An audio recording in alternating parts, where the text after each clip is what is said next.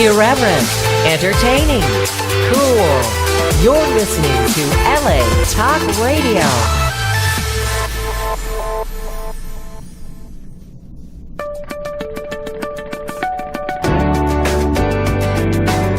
You're listening to The Innervoice with Dr. Foojan Zeine, only on LA Talk Radio. Hello, everyone.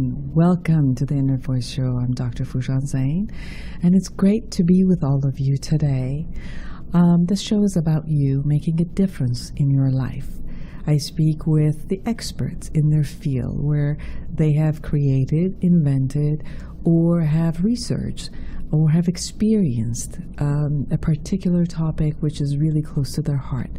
And they bring you the wealth of their knowledge and experience so that it could make a difference in your life. So listen with your heart and listen with big ears to create a mind that is inquiring, that it opens and it fulfills your heart. I also want to tell you about my latest book, Life Reset, the Awareness Integration Path to Create the Life You Want. Have you ever wished you could just wake up one day, reach across your nightstand, and hit the Life Reset button? Let's face it, the struggles and frustrations of everyday life leave millions of women and men around the globe yearning for a new way. Awareness Integration Model is a new model in the field of psychology that synthesizes concepts from cognitive, behavioral, emotional, and body-mind theories, offering an opportunity to choose and reset your life. This model enhances self-awareness, increases self-esteem, releases psychological blocks, and heals emotional wounds and reduces anxiety and depression. It promotes a clear, realistic, and positive proactive attitude for learning and implementing new skills for an effective, productive, functional, and fulfilling life. So go to my website, Foojan.com, F as in Frank, OOJAN.com, and order a book, maybe as a gift in this holiday to someone that you love, and even yourself, a gift to yourself. Life Reset, the Awareness Integration Path to Create the Life that you want. And if you would like to talk to me, get consulting from me from anywhere in the world, and or my offices in Woodland Hills, Beverly Hills, and or Irvine, or do consultation online, again, go to my website, Foojan.com, and I'd love to hear from you and be able to share and see if I can support you in any way, and again, make a difference in your life. I'll be right back with a study that just came out from British Medical Journal.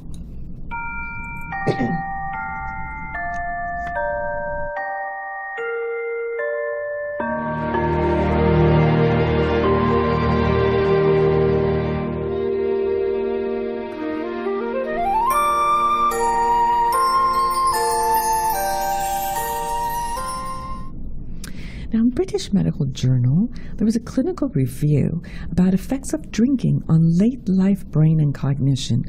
What a great concept, especially now that we're going through New Year's and there's going to be a lot of drinking around. So the alcohol consumption is common in Western countries and has been increasing in older adults. Latest figures from Great Britain suggest that now 75% of those over 65 years drink, which has been an increase from 10 years ago. Now, chronic heavy intake is a well-established cause of brain atrophy and dementia, with a recent long-term prospective study from the USA reporting a doubling of the odds of later severe memory impairment in those with a history of an alcohol use disorder. Drinking of moderate amounts has been reported to be protective of brain health in a number of studies. Wow. Including some claims of possibly reducing dementia risk. So obviously, if we drink a little bit, it's reducing the risk of dementia, as the studies are saying.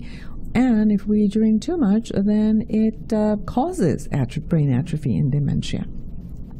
So rigorous recent research has questioned this belief with new evidence of harmful associations in moderate drinkers compared with complete abstinenters. This has raised suspicion that reported protective effects of moderate drinking were due to confounding by socioeconomic class and intelligence.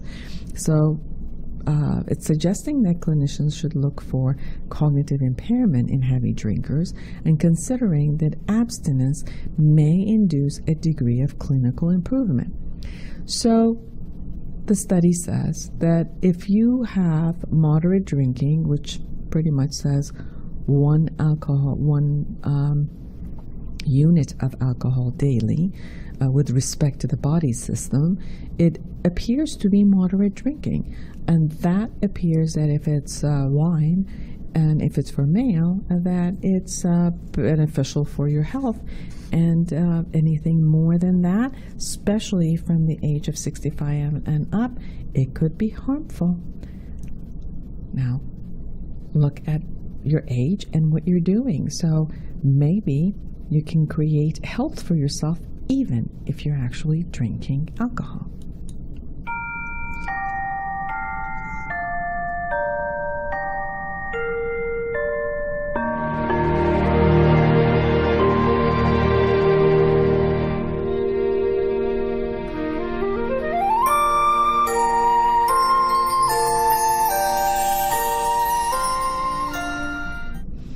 Now today I'm excited to have Layla Sabourian with us. She's a writer, entrepreneur, storyteller who has wide-ranging experience and success in the multicultural arts and literature.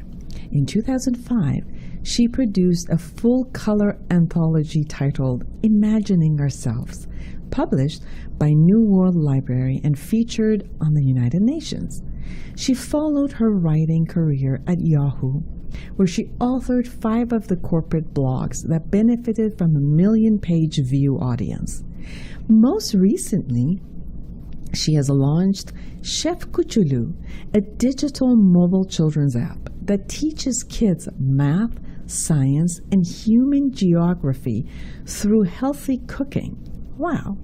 A native of Iran, she has lived and worked in 5 continents and is fluent in 4 languages. I'm so excited to have you with us, Layla. Welcome to my show. Thank you so much, Dr. Foojan. It's a pleasure to be here and an honor. I love your show, so it's really exciting to be a part of it. Layla, I was reading some your bio and what you have been doing, and it's amazing. You are an entrepreneur that have your hand every place.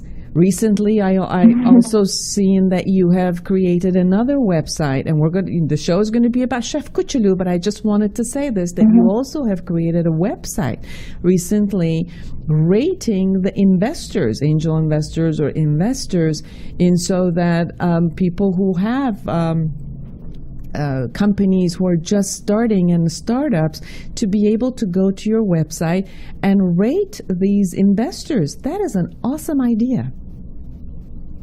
Yes, thank you. That is a nonprofit that I formed with 3 other female founders. It's called Fair Funders. And it was just our way of giving back to the community of female entrepreneurs, because we noticed it is a lot more challenging for female founders to succeed, and the main reason of that was the lack of funding available to female founders. In fact, in the past 20 years, only 2% of venture capital funding has gone to female founders. So we were like, what can we do to change this culture and make it more inclusive, so that the rating system is just one of the few focus areas that we have for our nonprofit. So but the goal is to create a community where investors connect to female founders and diversify their portfolio. So interesting enough, it seems like your brain just works with invention of what's just not there. It's as if you keep looking at where is this empty space that could connect, and then you create. And it seems like that's how Chef Koochooloo got created. That's very much true. So say, how come? Yes. what happened that you decided and this idea showed up for you? Yes. So I was working at the time at SAP, an enterprise software company, very much focused on producing different mobile solution and enterprise software solutions. So I was a busy mom, and my daughter, we accidentally missed our school registration for her to go to our neighborhood school, and she ended up at a school that's economically disadvantaged, with about 70% of the children are on meal plans funded by the government, and our daughter started going to kindergarten there, or TK, I should say.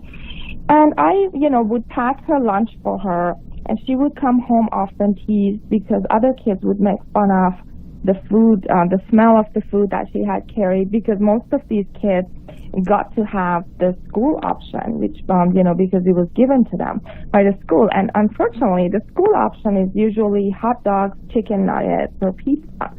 So, of course, children like that. Moms might not like it so much. But, I had done such a good job, I thought, as a parent, to educate my daughter about healthy eating, and she had a positive affiliation with healthy food. So this was the first time she was getting punished for it, being teased by other kids about, I would cook a lot of times either Iranian food because I'm Iranian, or French food because my husband was French. And I've also lived in about 5 different countries, so I would also introduce cooking from those countries, and each one of these was an ethnic dish which was foreign to the classmates, so they would make fun of it. And so my daughter was asking if she could have the school lunch.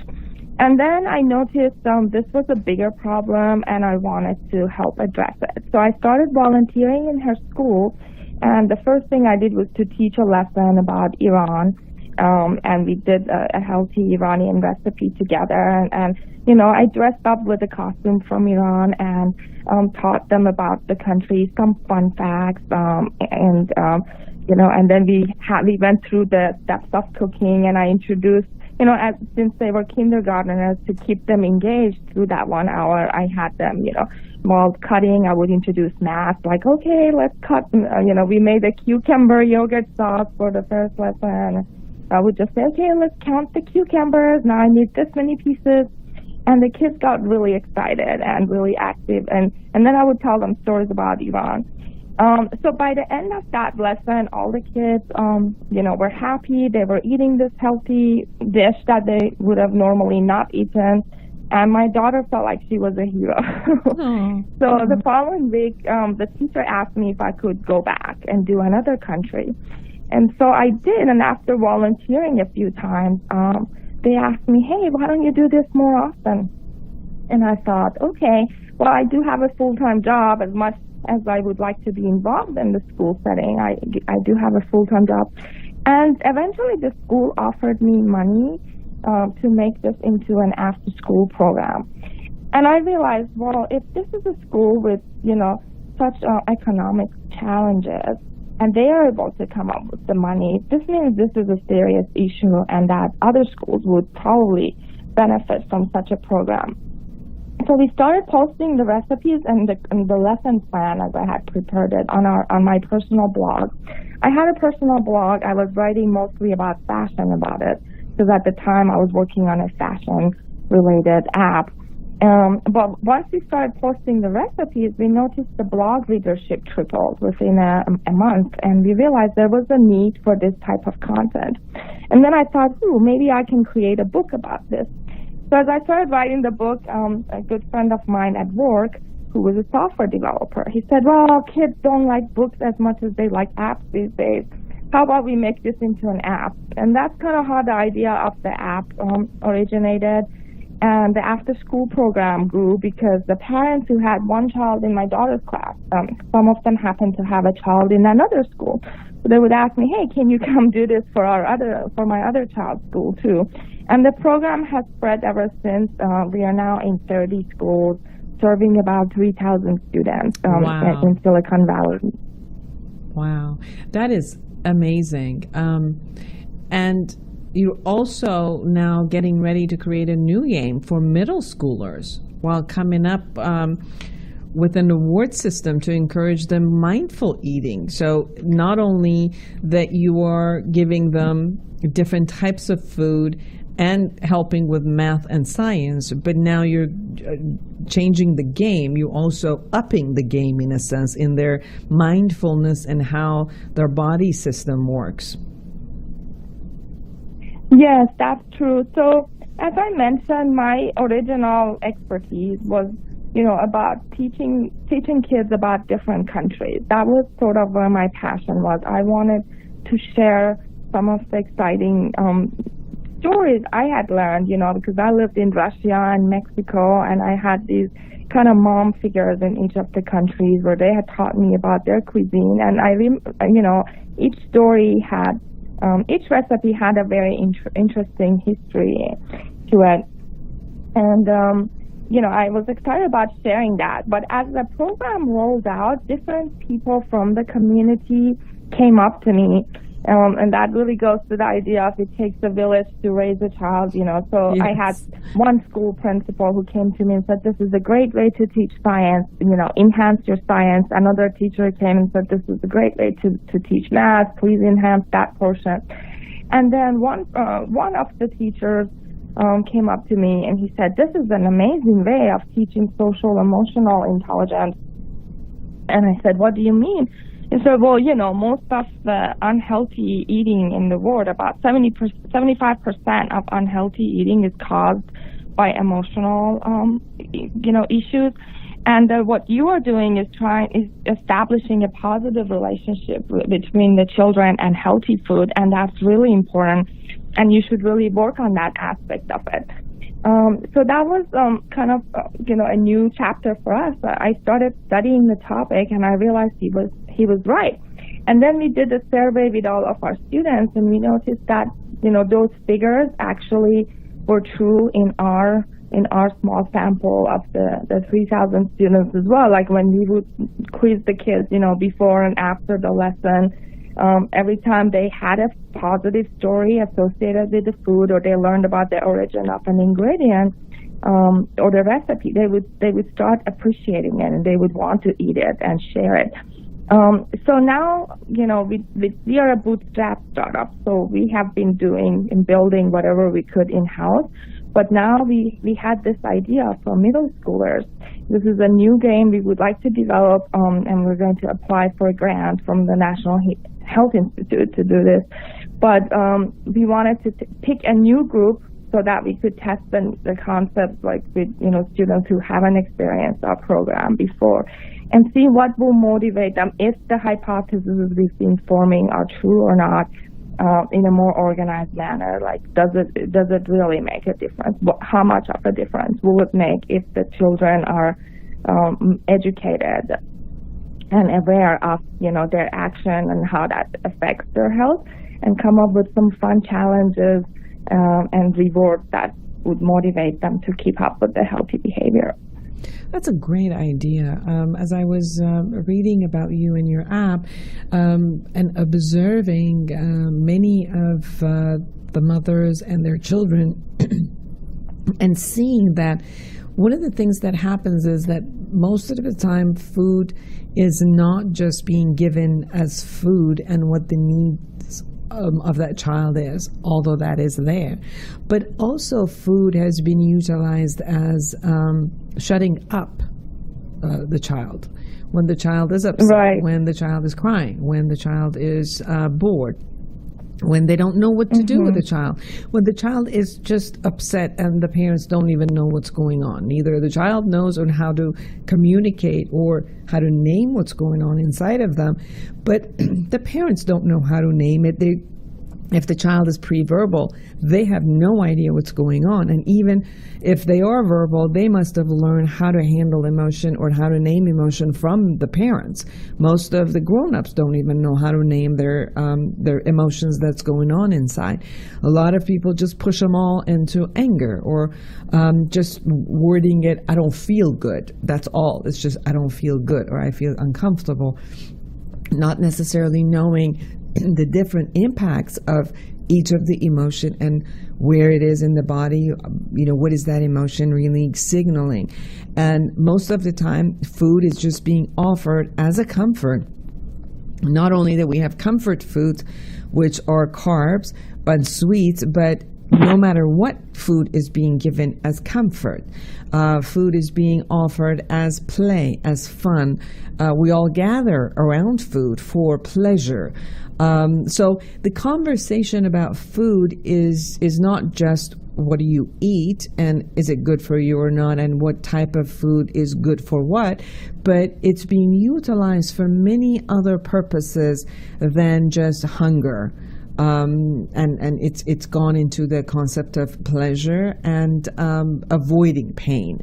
And the kids don't learn anything but that also, because if we're not, as parents or teachers, showing them and teaching them, they don't really know except, oh, there's food and let me have it. And then obviously some foods are sugar-based, are also addictive. So without really having any knowledge, they get addicted to all of these types of snacks that are out there in order to cover up a lot of emotions. So it's fantastic to hear that you are with this type of app and games, that you are very much teaching the children in how to do it, and teaching the parents, because the parents are part of this app and the teachers are part of this app, and not everyone in the field and even in teaching grounds really knows all of these distinctions. So it was exciting to see how you were doing this, as you were noticing the feelings and then naming them, how to release them, and then how to go in learning the different emotions and naming them, and then going in what type of food would be beneficial for that type of emotion. I learned a lot as I was reading some of this, and I'm like, yay, that's awesome. When I'm anxious, I do eat this and I do eat that. So talk a little bit about how you came up with all of that. Yes, thank you. Those are great points. I started realizing that most of us turn to food so that we can relieve stress or cope with unpleasant emotions such as sadness, loneliness, often boredom, And this idea of, especially Americans, I would hear Americans say, a comfort food, mac and cheese is comfort food, French fries or ice cream. And these images elicit a smile and sense of calm for them. And often these comfort foods are nostalgic, they're sentimental, reminding us of the time we behaved good and we were rewarded, such as a grandparent giving us ice cream. Yet, most of these comfort foods, after you eat them, you start becoming uncomfortable, feeling guilty for having given in. And not only does the original emotional issue remain, but we also have now this extra added feeling of guilt or overeating. And there is a lot of factors, such as, the idea of the food, its image, the memory it brings up, or perhaps the situation we were eating it in. And for instance, I started by myself, by reflecting back on my own behaviors. And I noticed, for instance, I lost my father around Christmas Eve. And usually on Christmas Eve, I like to go eat cotton candy. Mm-hmm. And then when I reflected back, I realized the last time I saw my father, he took me out for cotton candy. We went and had, so every time I eat cotton candy, it's kind of like trying to bring back that emotion that, having him near me. And then yet after I eat it, I feel like, oh, great, now I'm going to get fat and sugary. It's a lot of sugar. I actually physically feel sick because I overeat. So then I started replacing that. Well, what other dishes was I eating with my dad? And then I remembered, again, going back to the Persian food, like we always had yogurt and cucumber sauce together. And that's a very healthy dish. And that also gave me the same feeling.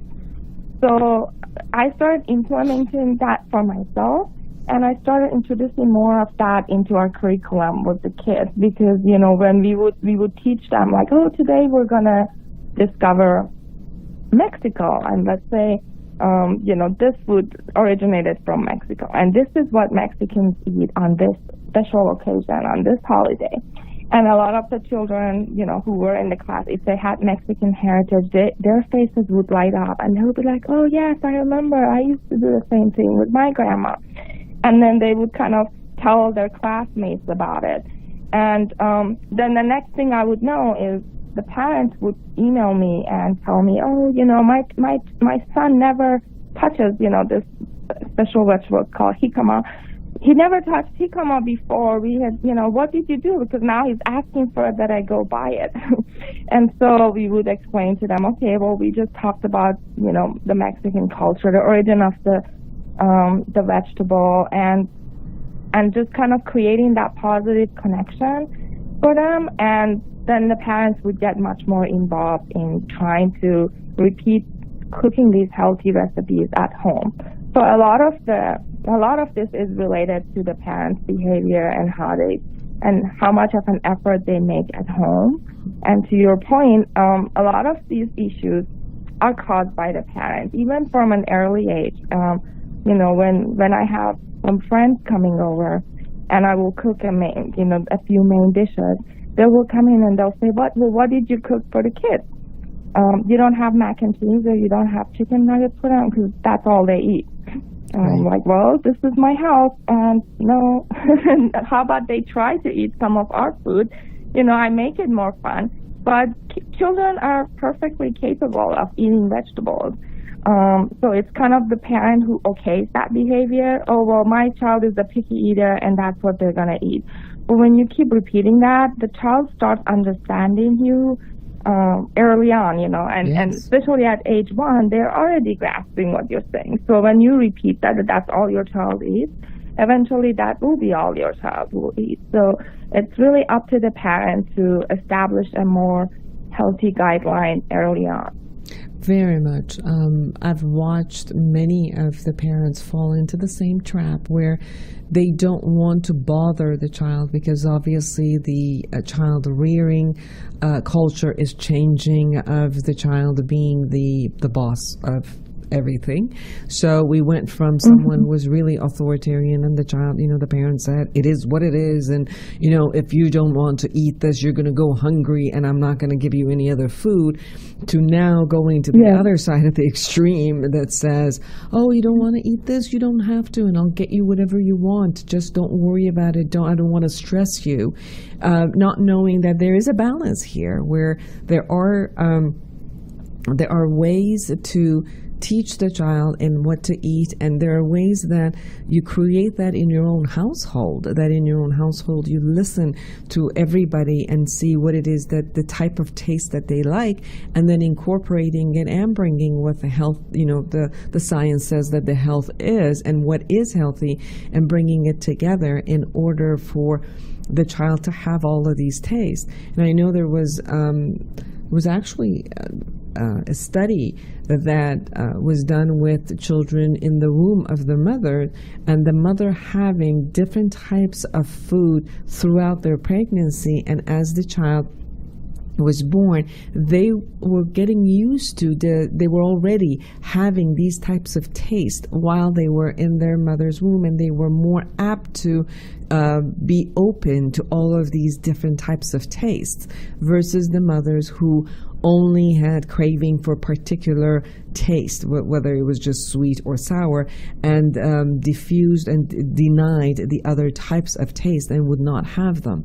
So knowing how much we offer types of eatings and types of emotional eatings, and what we bring on the table is very important. So educating the parents while you're educating the younger generation, it's the key.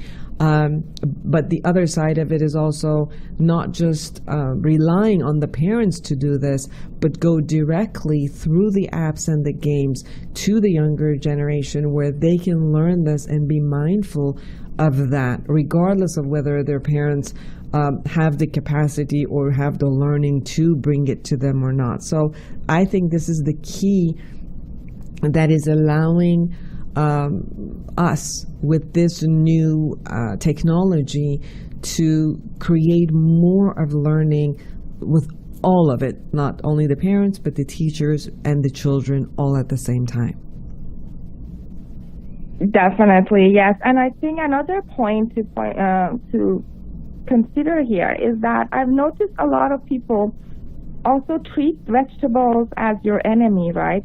It's like, oh, I myself, before I started Chef Koochooloo, I joined a cooking class founded by two Stanford female founders, actually. And they have this wonderful program, but the idea is great, is to get people together who don't cook, and you cook, they do all the shopping for you. You get together once a week, and you do all of your cooking for the week together. So I thought, great concept, I'm going to try it out. And at this point, I had started volunteering for Chef Koochooloo. I never thought, because actually, you know, in my family, I was the worst cook. I never thought I could ever dare open something, you know, that was cooking related. But I went to this class, and this is a class people were paying like $200 to attend. And, you know, the first lesson was how to make a smoothie where we can hide the taste of our vegetables. Like, smoothies are great because you can put in your spinach and you can put in your kale and not have to taste it, because we're going to cover it up with, you know, blueberries and milk and bananas. And I just kept thinking to myself, you know, going back to those happy emotions I did have.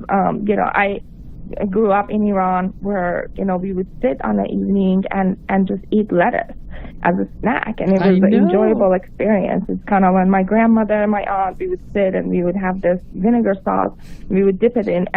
And I loved having vegetables, so why would I ever want to take that away from my daughter and hide the taste of vegetables? I know, we would have like just corn or walnuts or beets or lettuce, as you said, or even beans, and just have that was part of the snacks. Like, you would just cook that or create that, and that was the snack.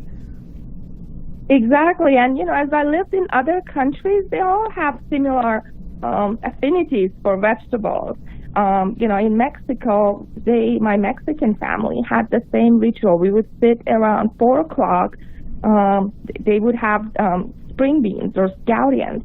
We would put them on the grill, and then we would put chili and sometimes lemon sauce over it. So just squeeze lemon, chili, and green onions, and we would eat that, and it would be crunchy, and it would bring that feeling of, like, again, community. Was the afternoon. We would have a chance to tell each other about our day and what we were going to do in the night. So, you know, that was the creation of that positive feeling about vegetables. And I feel like here in America, it's a lot of times it's like, okay, eat your vegetables if you want dessert. Or if you're good all day and you eat your vegetables, then you get to have something tasty for a treat. Whereas, you know, we really have to change that mindset and show kids that vegetables can be very tasty, and they are the treat. The vegetable is the treat. It's how we look at it and how we position it for our kids, and that is exactly what our classes are teaching. We try to avoid teaching pizza or brownies because, you know, like, well, kids already have that positive feeling towards it. They already love it. So we don't need to reinforce that. But, you know, we teach one of our signature dishes that kids love is this, you know, sweet, it's squash, butternut squash mixed with spinach and pomegranate. And it's a Thanksgiving dish we serve instead of all the sugary stuff. And they love it. So I have moms write to me, like, what did you do? You know, my kid to eat the spinach. Can you please send me this recipe? And it's like, well, it's about the story, again, the teamwork that we did it together, the story we created around it. And then if you can carry that at home, it will bring about those positive behavior changes. And it's not that here in America we don't have vegetables, but the snacks are vegetables, but processed in a particular way. And what I hear that you're doing is to have the vegetables in their purest form, whether it's raw or cooked, but not necessarily processed in those ways to be looked upon as also a great snack or great food because of the combination that goes together that creates a good taste. And the combo does not always have to be sugar and salt that is added to something, or everything does not have to be always fried for it to have a good taste. Like, potato chips is still vegetable, but the way that it's actually processed, it's not good for you. It's not that you're not eating the potato, you're just eating it in a particular way. Or, they have those types of snacks that no matter what, they're adding chemicals to it, where by the time a child is eating it, it's a lot of the chemicals that adds different types of taste to it in order to create something that it's not. So you're presenting fresh food in combination with recipes that the freshness is there, the nutrition is there, and the taste buds are opening themselves to new creations versus just the triad of salt, sugar, and fat. And as long as you bring this triad to anything, you can make it taste good, but you're adding different tastes so that every child has this experience, this vast experience of creativity, which is nutritional, and they get to cook it themselves. They can play with it with their family and get involved in this process of food, their body, and how the two can be mindfully toward creation of health, to notice what's going on in their body, not only their emotion, but also if one type of food does not match their body, if they are not masking it and they're actually becoming mindful about it, that if I eat this, it just doesn't sit well with me, but if I combine it with something else, that it not only tastes good, but I feel fulfilled. I feel that I got the nutrition, and I know that all of that is there, plus the combo of obviously learning math and science and adding all of these other pieces to it. So together, this gaming app is really bringing very solid learning for a child that is not only learning how to be in school, but a lifestyle pretty much is being ingrained in them for their future. Exactly, yes. The experience begins for the current app. What we have is, the child chooses a country on our 3D globe. Now, if it's an after-school program, we have the free app available for parents to use at home. But if you're in an enrichment school setting, we have a teacher, and she will have already chosen the recipe because otherwise she couldn't bring the ingredients with her. But we start the experience by saying, okay, today we're going to discover, a country, like it's going to be China. So the children have to find China on the globe. And that's usually part of the fun, 5 minutes of the fun. So where is China? It's part of Asia. What is the capital? What languages do they speak? So we spend about 5 minutes making that emotional connection to the country. But we also share a fun fact about the country, something that kids care about. And then we talk about, okay, these are the healthy recipes from China, and we're going to pick, let's say, chicken dumplings today. So then they have a section that's called Ingredient Spotlight. And in that ingredient spotlight is where we really work on making that emotional connection. And, so we pick out onion, let's say. So did you know that onion was first discovered in China 5,000 years ago? And then some fun facts about the onions, include that in Egypt, onion was a sign of eternal living. And so the pharaohs would bury themselves with onions, and that usually makes the kids laugh. Like, that's going to smell. That would have probably made their grave smell. They laugh. And then we talk about, why do you think that is? Why do you think the onion is considered this? Well, because onion has so many nutritional benefits, and we talk about the science of it, how it helps you from getting sick, and why so why would people have drawn that conclusion? And you would not believe it, Dr. Foojan. Sometimes parents ask if they can participate, so they sit down in the class, and I never forget this day. I was teaching this class myself, and one of our top schools, it's a charter school where most of the parents are scientists, or engineers, pretty highly educated crowd. So Dad asked if he could volunteer. So I said, come on in. So he's sitting with his son, and our ingredient spotlight is the onion.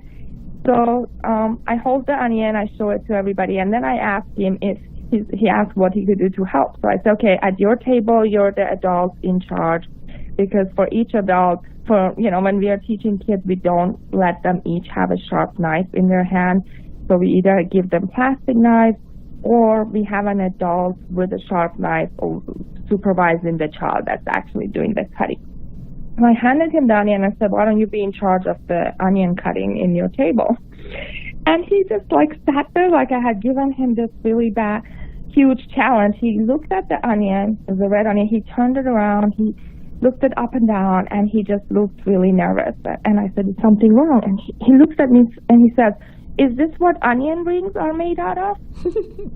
And it was clear he had never seen a raw onion before. Yeah. And I was like, oh my God, and I think he had a job as a NASA engineer, something of that sort. So the problem is pretty significant. If in this area of the country where people are so educated, they have never touched or chopped a raw onion, that can explain why the child is behaving the way he is, when it comes to eating. Yeah, we're disconnected to raw material. We're completely disconnected to raw food. And it's almost like we have to get sick, get afraid of getting sick to go back and go into the produce section of the a market and actually find some of the food and find cooking in another way. But now it's the culture is completely is through processed food, and we find regular food out of fear of not being healthy versus just learning how to be healthy and having a different type of kind of a reaction and a culture with food. So the other part that was very interesting to me as I was reading some of the material that you had sent to me, and I had no idea, so this is beautiful. I really learned a lot, which is you said that in the new app, actually, that you're going to start with the emotional attachment of the food and how people are with their emotional attachment to food. You looked at different types of emotions, and then there's also offering of what type of recipes can be there in order to manage that type of emotion, such as if somebody is depressed, the recipes that can have saffron, chia seeds, sweet potatoes, avocado, broccoli, quinoa, hemp, oat, and walnuts. Or someone who's anxious to have almonds, oranges, asparagus, turkey, spinach. I mean, these are amazing to have as a knowledge base of what it is that you can have in your daily routine of eating and diet to kind of bypass creation or release of some of these emotions. Talk a little bit more about that.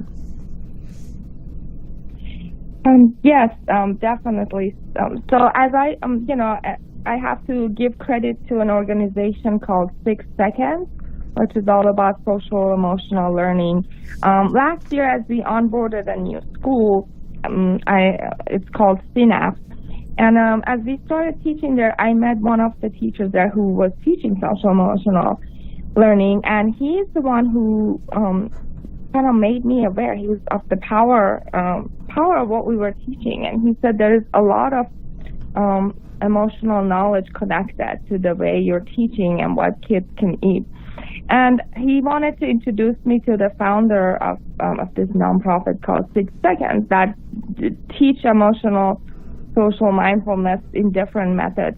And as we met with the founder, she kind of gave me the idea. She said, I wish there was a cookbook and that I could have that could, like if I'm feeling sad, it could just tell me what to cook to start feeling better. And I was like, oh, well, we could work on that through an app. It doesn't have to be a book. So I kind of originally got the idea there, and we started working on the idea of the app because like we kind of realized what the problem is, why we do emotional eating, but we don't know what the solution is, or there hasn't been like a clear solution out there. Yes. So I'm hoping that this will be a new way to deal with those emotions, and if we can facilitate that, so we can, next time I am feeling sad, instead of reaching for the brownie, what else could I eat that could actually make me feel better, and the feeling that better feeling is lasting longer. Yes. Because usually when I do eat the brownie afterwards, I feel sad again, for not double sadness because you gave in and you ate the brownie and you didn't have self-control. And then as I started, one part of it is psychological, but another part is you're going to get a sugar crash. It's going to take you high, but then you're going to crash right afterward too, biologically. Exactly. And when we started like studying the different ingredients, and we tried to make sure that we have recipes that incorporate those ingredients in a simple, healthy way. And all of our recipes are about 45 minutes long because, again, the whole idea is to cook with the child. So we're not having these sophisticated recipes. But we just posted on our blog about some of the recipes we recommend for each of the feelings. Mm-hmm. So for instance, if you're feeling sad, like a bunch of recipes, anything that has saffron, will help you with that antidepressant. It has a natural antidepressant feeling basically.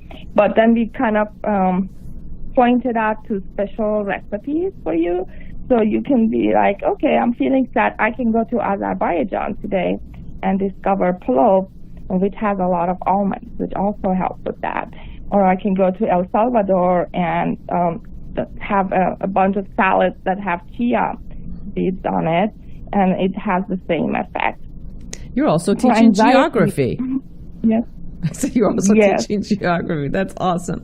Layla, before we end, I really want people to, our listeners, to really know how to find the app, how to find you, how to find the blog, because I just think this is so well created and amazing. For again, this is not just for your kids. This is for you. This is for the teachers. This is for the whole community to come together and enjoy this and create a community of healthy eaters who are mindful eaters and really connect with each part of the food and connect with not only their body, their emotion, where the food is coming from, what is all the greatness about that type of food or the vegetable or everything that there is. So it brings it all together. So they can go to chefkoochooloo.com. Now I have to spell this for you. CHEF, chef. Koochooloo is KOOCHOOLOO. .com. So chef, CHEF, KOOCHOOLOO, Koochooloo.com. And where can they find your blogs? Yes, it's on the website as well if you just click on blog. So we just posted this blog post where we have recommended recipes for each of the 5 feelings that usually drive people to unhealthy eating. So we have kind of mapped it out for you which recipes to select. And with the new app, we'll hope to measure and actually research whether selecting those recipes and cooking them will, make a difference. We believe that they do, and we have been testing it informally with our students. But now we want to do a formal study and really keep track and make changes, make notes of the behavior change. So if anyone is listening and they have an interest in participating in the study or, taking a different angle to it, we welcome that feedback and participation. So you have your Facebook, again, Chef Koochooloo. You can go to youtube.com at Chef Koochooloo. Help us make the world a more delicious place, one recipe at a time. And Layla, can people also just go to their Apple app store and find Chef Koochooloo, or do they have to go through your website? No, they can just go to the Google Play or iTunes, and it's a free app currently, so they can download it for free. We did just launch a paid version for schools, where it's much more aligned with school curriculum. But the version they find on the App Store is completely free, and it has most of the gamification features, so they can have fun with the family at home. If they do want us to bring this formally to their school, we do have the paid version for schools. They can also contact us at Layla or team@chefkoochooloo.com. And we will be launching the middle school version most likely next year. Oh, I'm excited. I'm just going to go check it out myself and send it to all of the people I know that have children. And maybe it'll actually entice me to cook. Go figure. Thank you. Thank you so much for being on my show. It was a pleasure to have you. And hopefully that we'll be together when the new app shows up, and we could talk about it again. Wonderful. Thank you so much for having us, and happy holidays to you. Definitely. Happy holidays to everyone who's listening. Create a wonderful and a happy and a joyous and a giving filled with gratitude this year for every moment of your life. Until next week, create a wonderful world for yourself and everyone around you. Bye-bye.